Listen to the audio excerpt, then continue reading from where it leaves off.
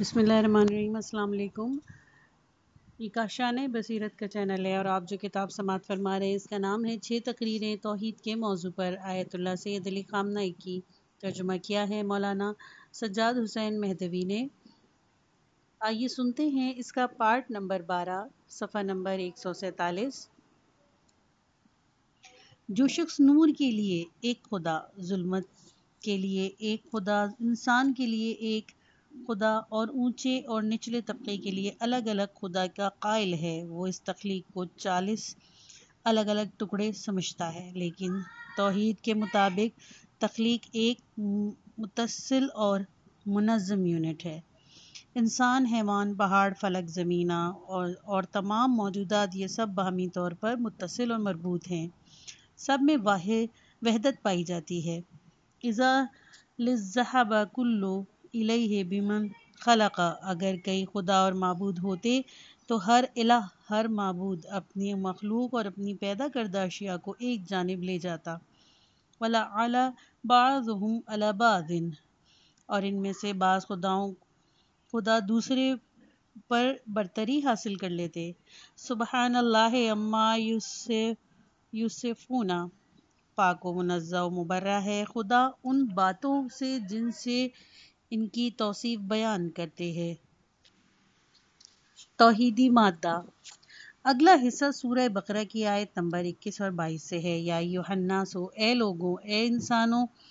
کن سے خطاب ہو رہا ہے؟ کسی اونچے یا نچلے طبقے سے خطاب نہیں ہو رہا، سیاہ فاموں یا سفید فاموں سے خطاب نہیں ہو رہا، انسانوں کے کسی ایک گروہ سے خطاب نہیں ہو رہا، خطاب پوری انسانیت سے ہے۔ ہماری تاکید اس جملے پر ہے، یا ایھا الناس، اے انسانوں، اعبدوا ربکم، عبادت اور بندگی کرو اپنے پروردگار کی جو ایک ہے، الذی خلقکم، جس نے تمہیں پیدا کیا، والذین من قبلکم، اور ان کو بھی جو تم سے پہلے تھے، لعلکم تتقون، شاید تم تقوی اختیار کرو۔ یعنی یہ عبادت، یہ بندگی تقوی کا موجب ہے۔ ان چیزوں میں سے ایک جو تقوی کو، اس نیک اور خوشنما حالت کو، اور میں تشریح کر چکا ہوں کہ تقوی کیا ہے، اس گناہ سے محفوظ رکھنے کی حالت کو روح کے اندر، انسان کے اندر پیدا کر دیتی ہے، خدا کی بندگی ہے۔ لہٰذا ایک ایسے معاشرے میں جس کے تمام لوگ خدا کے بندے ہیں اور معاشرہ خدا کی بندگی کی صورت میں ہے، اس معاشرے میں جس قدر چاہو تقوی فراواں ہے، جس قدر تقوی چاہو فراواں، تقوی کا قحط نہیں ہوگا ہمارے دور کی طرح۔ الذی جعل لکم الارض فراشا، دیکھیے ہر شے ہر ایک کے لیے ہے، جس نے تمہارے لیے، تم لوگ یعنی کون؟ تمام انسان، سب کے سب، الارض فراشا، زمین کو پھیلایا، والسماء بناء، اور آسمان کو مضبوط ساخت کا بنایا، وانزل من السماء ماء، اور آسمان سے پانی برسایا، فاخرج به من ثمرۃ رزقا لکم، اس برسات کے ذریعے پھولوں کو نکالا، پھلوں کو نکالا، اور تمہارے رزق کے لیے، کسی خاص طبقے کے لیے نہیں، اور تم ان کی جان کا صدقہ کھاؤ، نہیں، سب کے لیے ہے۔ اب جب کہ ایسا ہے، فلا تجعلوا للہ اندادا، تو دو خدا والے نہ بنو، دو خدا قرار دے کر خدا کے لیے کسی رقیب اور شریک کو فرض کر کے انسانوں کو 2، 3 اور 10 گروہوں میں تقسیم نہ کرو، سب ایک ہی گروہ ہیں۔ فلا تجعلوا للہ اندادا وانتم تعلمون، تو تم جانتے ہو، خدا کے لیے شریک اور رقیب فرض نہ کرو۔ اب سورہ حجرات کی آیت نمبر 13، یہ مشہور آیت جو زبان زد عام ہے۔ یا ایھا الناس انا خلقناکم من ذکر وانثی، اے انسانوں، ایک بار پھر سب سے خطاب ہوا ہے، ہم نے تم کو پیدا کیا ایک مرد اور ایک عورت سے، تم سب کو ایک مرد اور ایک عورت سے، وہی بات جو امیر المومنین علیہ السلام سے منسوب دیوان ہے میں اس طرح بیان ہوئی ہے، وہ آیت کا مضمون ہے۔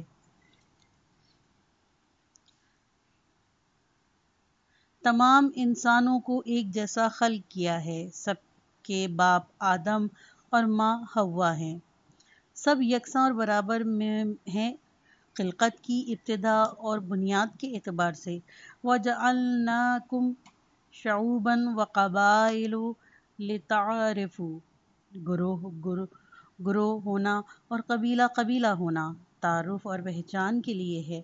اس کے لیے بھی مختصر وضاحت کی ضرورت ہے، لیکن چونکہ وقت گزر چکا ہے اسی لیے کسی اور وقت کے لیے اٹھا رکھتا ہوں اگر ضروری ہوا تو۔ ان اکرمکم عند اللہ اتقاکم، طبقات کی نفی کے حوالے سے یہ اسلام کا ایک قطعی حکم ہے۔ خدا کے نزدیک تم میں سے زیادہ قابل احترام وہ ہے جو تقوی میں سب سے بہترین ہے، یعنی کسی ایک طبقے سے ہونا، کسی خاندان سے وابستہ ہونا، کسی سلسلے اور کسی گروہ سے وابستہ ہونا قابل احترام ہونا سبب نہیں ہے۔ اور پھر اس سے بھی زیادہ باریک، دلچسپ اور دقیق نکتہ یہاں پر ہے، جو لوگ بتقوی ہیں وہ دوسروں سے بالا تر ہیں، پھر بھی انہیں دوسروں سے زیادہ حقوق حاصل نہیں ہیں۔ ایسا نہیں ہے کہ تقوی لوگوں کو دوسروں سے زیادہ پیسہ ملے، ان کے کچھ حقوق زیادہ ہوں، یا اجتماعی حقوق میں ان کا حصہ زیادہ یا بہتر ہو، نہیں، ہرگز نہیں، ایسا نہیں ہے، بلکہ ان اکرمکم عند اللہ، خدا کے نزدیک زیادہ عزت والے ہیں۔ البتہ تقوی بعض اجتماعی اثرات کا بھی ایک حد تک سبب ہوتا ہے، لیکن زیادہ نہیں۔ بعض کام اور عہدے ایسے ہیں جن کے لیے بالتقوی ہونے کی شرط ہے، صرف اسی حد تک۔ ان اللہ علیم خبیر، بے شک خدا جاننے والا اور خبر رکھنے والا ہے۔ اگلا حصہ سورہ بنی اسرائیل کی آیت نمبر 70 سے ہے۔ وَلَقَدْ كَرَّمْنَا بَنِي آدَمَ، بے شک ہم نے بنی آدم کو کرامت دی۔ وَحَمَلْنَاهُمْ فِي الْبَرِّ وَالْبَحْرِ، انہیں خشکی اور دریا میں اٹھایا، منتقل کیا، ان کے سفر کا وسیلہ فراہم کیا۔ وَرَزَقْنَاهُمْ مِنَ الطَّيِّبَاتِ، کہ وہ یہ حَمَلْنَاهُمْ فِي الْبَرِّ وَالْبَحْرِ، یعنی ضمنی طور پر شاید اشارہ ہو انسانوں کے درمیان موجود روابط کی جانب، کہ اگر انسان ایک جگہ سے دوسری جگہ پر نہ جا سکتے، یہ امکان، یہ خصوصیت ان کے اندر نہ ہوتی، ایک انسان معاشرے کے اندر تو ممکنہ طور پر بنا برفرض تفرقہ وجود میں آ جاتا۔ وَرَزَقْنَاهُمْ مِنَ الطَّيِّبَاتِ، اور انہیں پاکیزہ چیزیں عطا کی۔ وَفَضَّلْنَاهُمْ عَلَى كَثِيرٍ مِّمَّنْ خَلَقْنَا تَفْضِيلًا، اور انہیں اپنی بہت سی مخلوقات پر فضیلت عطا کی۔ کن لوگوں کو، کن کی بات ہو رہی ہے؟ ہم نے کن لوگوں کو کرامت عطا کی، کن لوگوں کو ہم نے پاکیزہ چیزوں سے روزی دی، اور کن لوگوں کو اپنی بہت سی مخلوقات پر فضیلت عطا کی، انسانوں کو نہ کہ کسی طبقے یا گروہ کو۔ ضمیمہ، صفحہ نمبر 151۔ اجتماعی اختلافات و فرق و محروم طبقوں کے مقابل ممتاز طبقوں کا وجود انسانی تاریخ کا ایک بڑا ستم ہے۔ اس ظالمانہ اعتقادی نظام کی بنیاد کبھی اس طرح ہے کہ مختلف خدا ہیں جنہوں نے طبقات کی خلقت و تدابیر اپنے ہاتھوں میں لے رکھی ہے، انہوں نے ہر طبقے کو خاص حقوق اور سلیقے کی بنا پر ایجاد کیا ہے۔ اور کبھی اس طرح ہے کہ ایک خدائے واحد نے انسان کو ایک گروہ کی خلقت کو فطرت کے تحت بنایا اور انہیں کچھ مخصوص حقوق سے نواز دیا، اور کبھی مختلف صورتوں میں انسانی اعتقاد کی بنیاد پر وجود میں آئے ہیں۔ بنابراین اونچے طبقات کے سلوک کی بنیاد ایک فطری تقاضا ہے، اور نچلے طبقات کی محرومیت بھی فطری ہے۔ اس طرح اس کی ایک وجہ فطری ضرورت بھی بیان کی گئی ہے۔ توحید کا عقیدہ نہ صرف ہر ایک کو خدا کا بندہ اور مخلوق قرار دیتا ہے بلکہ اس کی دیگر تعلیم و تربیت سب توحید کا حصہ ہیں۔ اس طرح طبقاتی اختلاف کی سوچ انسانی ذہن اور اجتماعی متن و حقیقت سے دور نکال پھینکا ہے۔ درج ذیل میں بیان کی جانے والی آیات ان علوم کی جو نشانیاں و علائم نمایاں ہیں وہ کچھ یوں ہیں۔ ہر ایک کے امور کا خالق و معبود بر خدا ہے۔ ہر کوئی توحید مادے سے وجود میں آیا ہے۔ ہر کوئی توحیدی مادے سے وجود میں آیا ہے۔ کوئی بھی اپنی تخلیق میں ایسی فضیلت و برتری نہیں رکھتا جس کے تحت خصوصی برتاؤ کا حق رکھتا ہو۔ ہر ایک کی فضیلت و اختیار اس کی اپنی مسلسل تلاش و کوشش اور محنت و مشقت سے وابستہ ہے۔ پوری کائنات اس خدا کی ہے اور تمام انسان اس کے در کے فقیر ہیں۔ قل لمن الارض ومن فیہا ان کنتم تعلمون، تو ذرا آپ سے پوچھئے کہ یہ زمین اور اس کی مخلوق کس کے لیے ہے اگر تمہارے پاس کچھ بھی علم ہے۔ سیقولون للہ، یہ فوراً کہیں گے کہ اللہ کے لیے۔ قل افلا تذکرون، تو کہیے کہ پھر سمجھتے کیوں نہیں ہو۔ قل من رب السماوات السبع ورب العرش العظیم، پھر مزید کہیے کہ ساتواں آسمان اور عرش اعظم کا مالک کون ہے۔ سیقولون للہ، تو پھر یہ کہیں گے کہ اللہ ہی ہے۔ قل افلا تتقون، تو کہیے کہ آخر اس سے ڈرتے کیوں نہیں ہو۔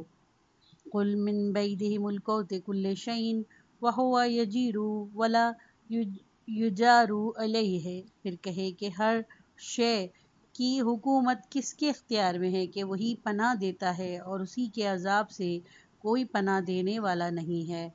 ان کنتم تعلمون، اگر تمہارے پاس کوئی بھی علم ہے۔ قل فإن تسحرون، تو کہیے کہ آخر پھر تم پر کون سا جادو کیا جا رہا ہے۔ بل آتیناہم بالحق وانہم لکاذبون، بلکہ ہم ان کے پاس حق لے کر آئے ہیں اور یہ سب جھوٹے ہیں۔ ما اتخذ اللہ من ولد وما کان معہ من الہ، یقیناً خدا نے کسی کو فرزند نہیں بنایا اور نہ اس کے ساتھ کوئی دوسرا خدا ہے۔ اذا لذہب کل الہ بما خلق، ورنہ ہر خدا اپنی مخلوقات کو لے کر الگ ہو جاتا۔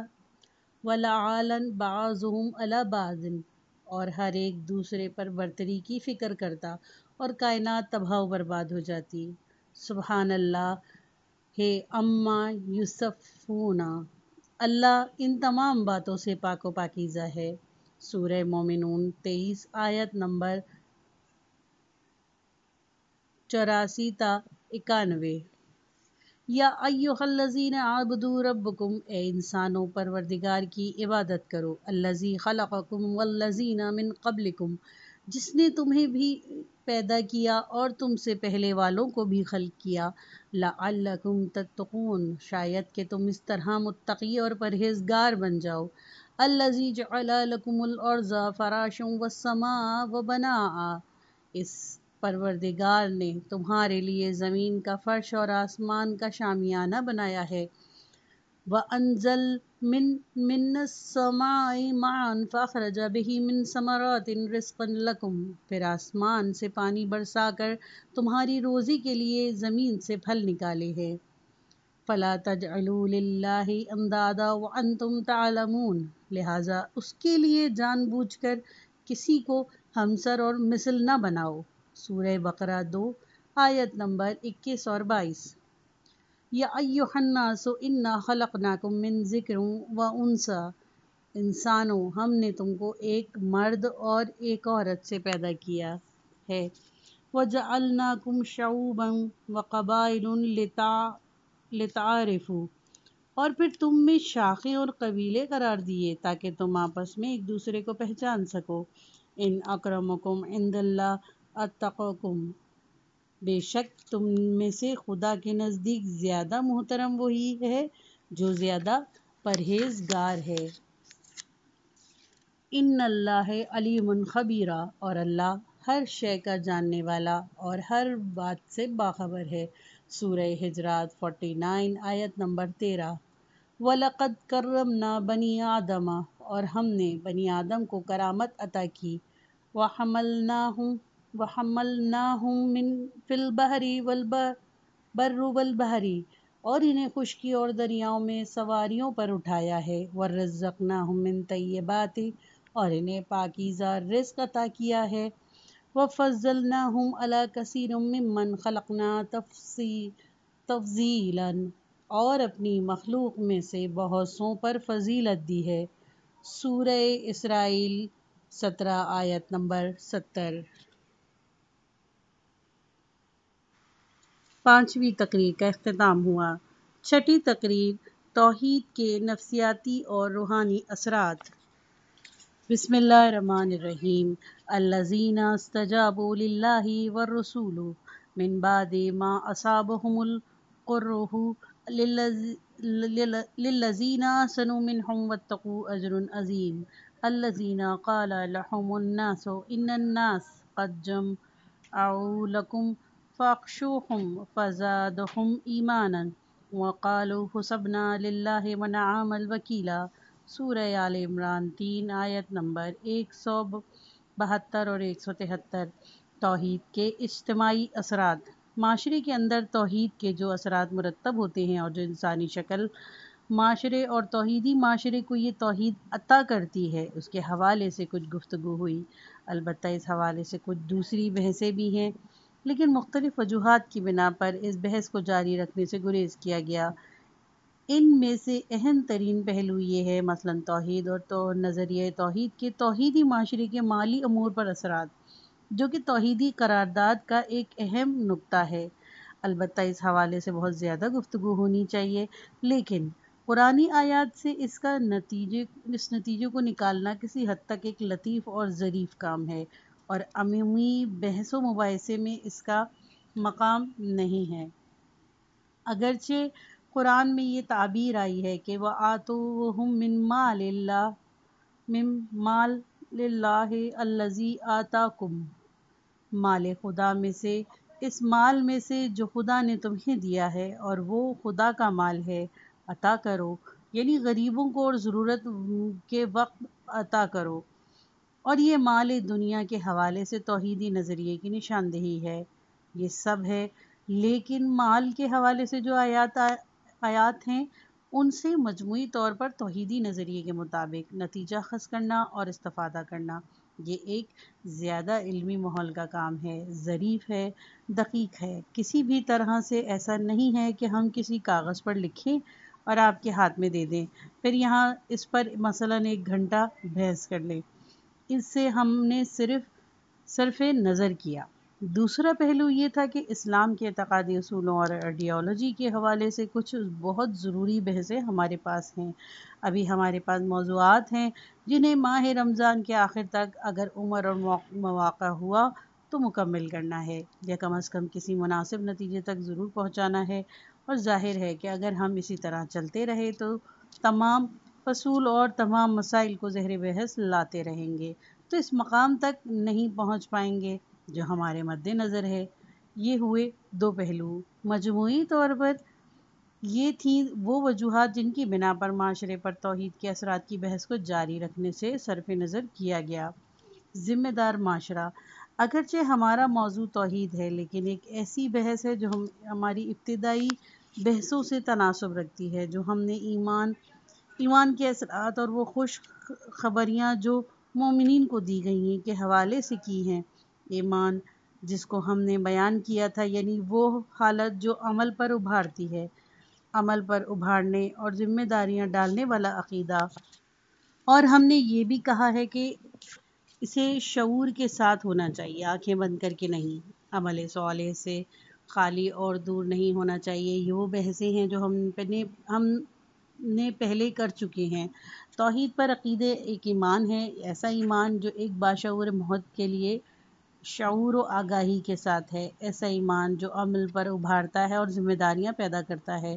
جو ذمہ داری عقیدہ توحید کے ایک محیط پر ڈالتا ہے، یہ ذمہ داری ان ذمہ داریوں میں سے سب سے بڑی ہے۔ سب سے زیادہ بھاری اور سب سے زیادہ پر اثر شمار ہوتی ہے، جو دوسرے اسلامی اور دینی عقائد سے عائد ہوتی ہیں۔ در حقیقت ایک موحد کی جانب سے تو توحید کی ذمہ داری کا خلاصہ یہ ہے کہ ایک توحیدی دنیا کی تعمیر کرنا موحد کی نظر میں، اور موحد کے لیے توحید کی ذمہ داری شرک کے تمام اثرات کو مٹانا ہے۔ یہ توحید کی ذمہ داریاں ہیں۔ میں یہاں پر ان دوستوں اور برادران کے لیے جو عربی زبان سے کسی حد تک واقف ہیں ایک بات کی یاد دہانی کرا دوں۔ لفظ توحید باب تفصیل سے ہے۔ آپ کسی بھی دینی طالب علم سے پوچھ لیجئے گا کہ توحید کا کیا مطلب ہے، اس کے لغوی معنی کیا ہیں، وہ کہے گا کہ ایک کرنا۔ توحید وحدت سے ہے، مادہ وحدت سے، ریشہ وحدت سے، یعنی ایک ہونا۔ ہم دینی طالب علموں کے مطابق اس کا باب تفصیل کا صیغہ ہوگا یعنی ایک کرنا۔ توحید یعنی ایک کرنا، واحد بنانا۔ کیا مطلب؟ یعنی متعدد خداؤں کو ایک خدا کی صورت میں لے کر آنا، غیر توحیدی معاشرے کو توحیدی بنانا، مشرک ذہن اور مشرک دل کو موحد ذہن اور موحد دل بنا دینا۔ توحید ایک کرنا، سب کچھ ذمہ داری ہے۔ لفظ توحید اس بات کا تقاضا کرتا ہے کہ انجام دینا اس کو کام ہے اس میں، اور وہ یہ نقطہ ہے کہ اس نقطے پر توجہ دینا باب توحید میں سبب بنتا ہے۔ انسان کے اندر ایک مخصوص فکر پیدا ہوتی ہے۔ توحیدی بحث کے فوائد۔ خوب، پس توحید پر اعتقاد اتنا بڑا اور عظیم ایمان ہے، اور اتنا بھاری، قطعی اور واضح طور پر معین کرنے والا عہد و پیمان ہے۔ ایسا عہد و پیمان کہ آپ کسی بھی دوسرے اسلامی یا دوسرے کسی مذاہب کے عقیدے یا کسی بھی غیر اسلامی اجتماعی عقیدے کو مد نظر رکھ لیں، اس کا عہد و پیمان کا اتنا وزن دار اور عظیم نہیں ہے۔ معاشرے سے غربت کو دور کرنا مثلاً ایک ذمہ داری ہے، یا ہر معاشرے کے اندر دولت کی تقسیم کو متوازن کرنا ایک ذمہ داری ہے۔ کہ ممکن ہے کہ کوئی اور مکتب بھی یہ ذمہ داری لیتا ہو۔ جنگ کو ختم کر دینا ایک ذمہ داری ہے، کہ ممکن ہے کسی مکتب نے یہ ذمہ داری اپنے اوپر لی ہو، اور کچھ لوگ اس مکتب کو جانب رجحان پا کر اس ذمہ داری کو اپنے اندر منتقل کر لیں۔ یہ سب درست ہے، لیکن توحید اپنے صحیح معنی میں، اپنے اسلامی معنی میں، نہ کہ خرافاتی اور کاہلی اور آمیز معنی میں، اپنے درست اور صحیح معنی میں اگر ہم توحید کو مد نظر رکھیں، خدا کو ایک کرنا، الہی حکومت، الہی معاشرہ، الہی قانون، الہی نظام وجود میں لانا، ان تمام ذمہ داریوں پر مشتمل ہے، جس کا میں نے ذکر کیا کہ ممکن ہے فلاں مکتب اور فلاں مکتب میں ہو، اور اس کے علاوہ دوسری ذمہ داریاں دیکھ لیجئے کہ توحید کی ذمہ داریاں بہت بھاری ہیں۔ خوب، بس یہ ایک ایمان ہے، آگہی کے ساتھ، عہد و پیمان کے ساتھ۔ اس کا عہد و پیمان دوسرے تمام مذہبی اور غیر مذہبی اعتقادی بنیادوں سے زیادہ بھاری، قطعی، سب کا جامع اور سب کو اپنے اندر شامل کرنے والا ہے۔ یہ توحید ہے۔ اگر توحیدی ایمان کا یہ مطلب ہے اور ایک صحیح اور واقعی ایمان ہے، تو اس کا حق ہے کہ ہم جائزہ لیں، دیکھیں کہ اس ایمان کی تاثیر عمل پر ابھارنے والے اور اس عقیدے کی تاثیر اعتقاد رکھنے والے کی نفسیات پر کیا ہوگا اور کیا ہونا چاہیے۔ یہ ایک جداگانہ مسئلہ ہے۔ ہم دیکھیں گے کہ جو شخص توحید کا معتقد ہو گیا ہے، وہ شخص معتقد ہو گیا ہے کہ خدا ایک ہے۔ انسان کی زندگی کے تمام زاویوں، تمام پہلوؤں، تمام گوشوں میں جیسا کہ خدا ایک ہے، عالم خلقت کے تمام زاویوں میں جس نے یہ اعتقاد پیدا کر لیا، اس کی روح میں کس قسم کے اثرات پیدا ہوں گے۔ اس بحث کا فائدہ دو چیزیں ہیں۔ ہم توحید سے کچھ زیادہ واقف ہو جائیں گے، سمجھ لیں گے کہ روحانی اور نفسیاتی تعلیم کے اعتبار سے توحید کس معنی میں آتی ہے۔ اگر توحید سے کبھی کسی نے سحر انگیز معنی نکالے تو ہم کہیں گے کہ جناب یہ غلط ہے۔ توحید کے اثرات جو تم کہہ رہے ہو وہ نہیں ہیں، جو میں کہہ رہا ہوں وہ ہیں۔ بس توحید کو پہچانیں گے، یہ پہلا فائدہ ہے۔ دوسرا فائدہ یہ ہے کہ ہم اپنے آپ کو پہچانیں گے کہ موحد ہیں یا موحد نہیں ہیں۔ اپنے دل کے اندر توحید کو پہچاننے کے لیے یہ ایک کسوٹی ہے۔ میں کس طرح سے سمجھوں کہ میں ایک موحد ہوں؟ میں کس طرح سے جانوں کہ یہ ایمان میری روح میں ہے، میرے وجود کی گہرائیوں میں اثر ڈال چکا ہے اور نفوذ کر چکا ہے؟ جب میں نے یہ جان لیا کہ توحید کے نفسیاتی اثرات کیسے ہوتے ہیں، جب سمجھ لیا کہ یہ دوا کیسا قطعی اثر وجود پر ڈالتی ہے، اس وقت میں یہ سمجھوں گا کہ جب میں نظر ڈالوں تو دیکھوں کہ یہ اثرات ہیں یا نہیں ہیں۔ میں سمجھوں گا کہ دوا کو میں درست طور پر صحیح استعمال کیا ہے یا غلط طور پر۔ مجھے یہ دوا اصلی والی دی گئی ہے یا نقلی دی گئی ہے۔ اگر میں نے دیکھا کہ مورد نظر اثرات میرے وجود میں نہیں ہیں، میں سمجھ جاؤں گا کہ دوا کی شیشی ہمیں دی گئی تھی وہ نقلی شیشی تھی، اصلی نہیں تھی۔ اگر صحیح ہوتی تو اس کے اثرات بھی مختلف ہوتے۔ اگر میں توحید کے نفسیاتی اثرات کے بارے میں بات کرنا چاہوں تو بات بہت لمبی ہو جائے گی، بہت طویل ہو جائے گی۔ موحد کی وسعت نظر توحید کے نفسیاتی اثرات کا خلاصہ چند جملوں میں ہو سکتا ہے۔ موحد انسان کی روح پر توحید کی جانب سے جو اثرات ہوتے ہیں، ان میں سے ایک یہ ہے کہ اس کی نگاہ یعنی ویژن وسیع ہو جاتا ہے۔ موحد انسان تنگ نظری، کوتاہ بینی اور ناعاقبت اندیشی سے محفوظ رہتا ہے۔ موحد انسان یہ نہیں کہتا کہ میں نے اس میدان میں شکست کھائی یا ہم اور ہمارے حلیفوں نے اس محاذ پر پسپائی اختیار کی اور معاملہ ہمارے نقصان میں رہا۔ وہ اتنا عاقبت اندیش نہیں ہوتا۔ وہ جانتا ہے کہ توحیدی فکر کی حدود کا دائرہ انسانیت کی عمر کے برابر ہے۔ انسانیت کی عمر کا ساتھ موازنہ کیا جائے تو 10 سال، 20 سال، 50 سال اور 100 سال ایک لمحے اور ایک منٹ سے زیادہ نہیں ہیں۔ دوسرے الفاظ میں اور دوسرے اعتبار سے موحد انسان کا ویژن مادی مسائل اور پست و حقیر ضروریات تک محدود نہیں ہوتا، اس پر توقف ہی نہیں کرتا۔ موحد انسان جب نظر ڈالتا ہے تو اپنے سامنے مادی ضروریات کے ساتھ ہی دسیوں اور سینکڑوں زیادہ عظیم اور زیادہ عزیز انسانی ضروریات کو دیکھتا ہے۔ اس کا پورا ذہن، پوری فکر اور تمام حواس پست، حقیر اور معمولی ضروریات تک محدود نہیں ہوتے۔ جیسا کہ باطن میں مادی اگرچہ ظاہر میں الہی اور معنوی لوگوں نے اپنے آپ کے ان کے اندر مقید اور پابند کر لیا، موحد انسان جب نظر ڈالتا ہے تو اسے تا حد نگاہ دور تک پھیلا ہوا وسیع مستقبل نظر آتا ہے۔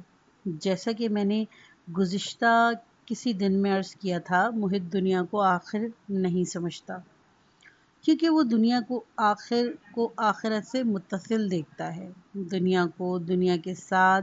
آخرت کو دنیا کے ساتھ ایک داستان کی آغاز و انتہا سمجھتا ہے۔ موت کو زندگی کی آخری دیوار نہیں سمجھتا، اس سے راستے کا اختتام فرض نہیں کرتا، بلکہ ایک کھڑکی، ایک رستہ اور ایک پل سمجھتا ہے۔ ایک وسیع دنیا کے لیے یہ توحید کی خصوصیت ہے۔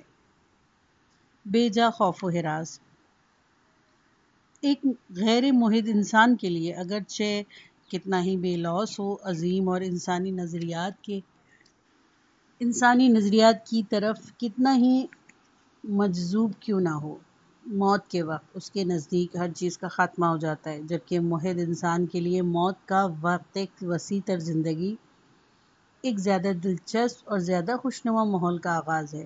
ایک مادی انسان اگر بہت زیادہ فداکار شخص ہو تو وہ تیار ہوتا ہے کہ اپنے آپ کو ایک ایسی جگہ پر، ایک ایسے مقام پر گرانے کے لیے جو اس کی نظر میں عدم اور نابودی ہے۔ لیکن ایک موحد انسان اگر بہت زیادہ فداکار ہوگا تو ایک پروانے کی طرح، ایک شمع کی مانند، سوائے خود سوزی اور اپنے ذاتی مفاد کو مد نظر نہ رکھنے کے علاوہ اس سے کوئی اور توقع نہیں ہوتی۔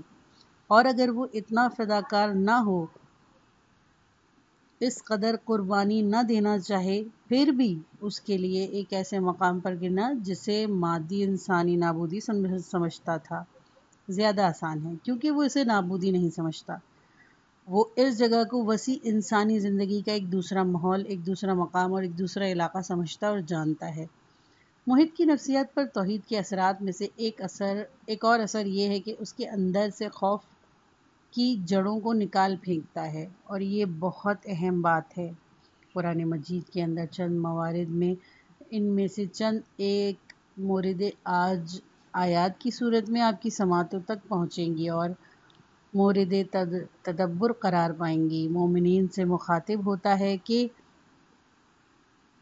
فَلَا تُخَافُوهُمْ وَخَافُونِ إِن كُنتُم مُّؤْمِنِينَ، ریفرنس نمبر 1 سورہ آل عمران 3 آیت نمبر 175۔ دوسروں سے خوف کو جڑ سے اکھاڑ کر پھینکو، مجھ سے ڈرو، اور جو خدا سے ڈرے وہ کسی اور سے نہیں ڈرتا۔ یہ پارٹ ختم ہوا۔ کتاب کا اگلا حصہ سننے کے لیے نیکسٹ پارٹ سنیے۔